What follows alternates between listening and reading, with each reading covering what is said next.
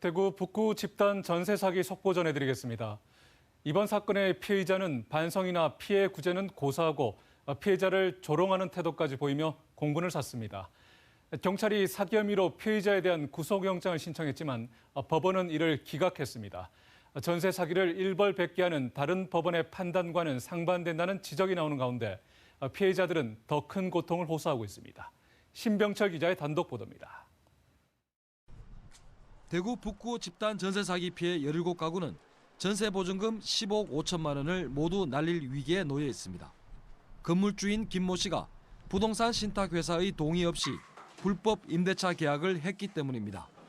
전세 사기를 당한 억울한 사연이 대구 MBC 보도로 알려졌지만 김 씨는 반성은커녕 피해자 구제 노력도 보이지 않고 있습니다.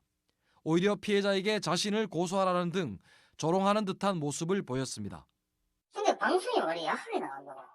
그 신병철 그 기자한테 뭐 돈 안 줬나? 돈을 왜 줍니까? 근데 왜 약하게 나왔어 지금? 사기로 해하고 계속 얘기되지 뭐. 대구 북부경찰서가 즉각 수사에 나섰고 지난 7일 검찰이 구속영장을 청구했습니다.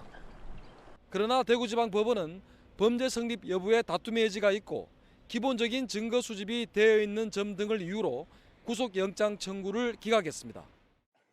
전세 사기를 일벌백계해야 한다며 피의자에 대해 구속영장을 발부하는 최근의 전국적 흐름과도 동떨어졌다는 지적을 받습니다. 소유권을 넘긴 뒤 신탁회사의 동의 없이 전세를 놓은 이번 같은 사례는 무자본 갭 투자 방식의 전세 사기보다 악질적이라는 평가입니다. 사실상 집주인이 아니면서 피해자들을 속이고 불법 임대차 계약을 맺었기 때문입니다. 다른 법원의 어떤 그런 판단과 또 상반되고, 그다음에 좀 이 시민들에 대한 어떤 그런 법원에 대한 어떤 그런 기대도 좀 저버리는 어떤 그런 이 측면도 있고, 그다음에 좀 상식적인 측면에서 도저히 좀 이해할 수 없는 거고.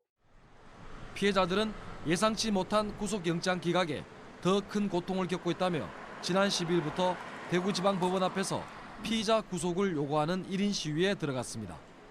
저희는 진짜 하루하루 고통 속에서 살아가고 있거든요.